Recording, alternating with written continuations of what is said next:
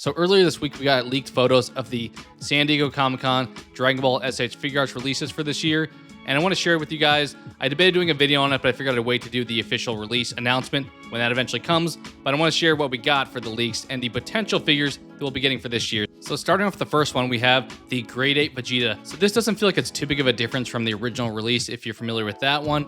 It feels like maybe the paint's a little bit glossier, maybe the armor's a little bit darker painted, but overall it feels like a similar release to what we've gotten previously. For a while now, I've thought this would be a great convention exclusive because they can make it a little bit more actually battle damage than it's been previously. Because that chest plate is pretty much just all white, there's not really any battle damage paint on it. So I kind of figured that would be a good variant that they could do. Doesn't feel like they necessarily went down that route if this winds up being true. They just made the overall outfit a little bit glossier and darker painted. So this is a figure that I've actually won in my collection. So this is probably the one I am most interested in picking up if it winds up being true. But I expect this guy will probably be like 200 bucks or something, pretty highly priced. Then jumping to the next one we have here. This one really surprised me, and I feel like this one's not going to be super popular. But we have King Piccolo from the original Dragon Ball here.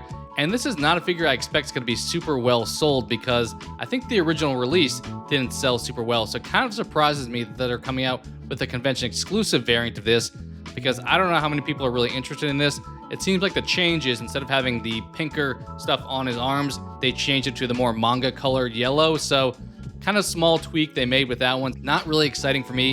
And I do expect this one's probably not going to be super popular. I've already thought previously if they're going Dragon Ball, why not give us Master Roshi? But they decided to go with King Piccolo here. So a little bit disappointed by the selection. And now jumping into our final one, which probably excites the most people, we have the Beast Gohan here. So I have this original release, so I'm not necessarily thinking I'm probably going to pick this one up if it winds up being one of this year's exclusives. But we have kind of what they've done previously with the shiny gloss paint on him. And then behind him with that aura effect. I do like that the aura effect's a little bit different color than we've traditionally gotten. Normally it's like that yellow or green for Broly.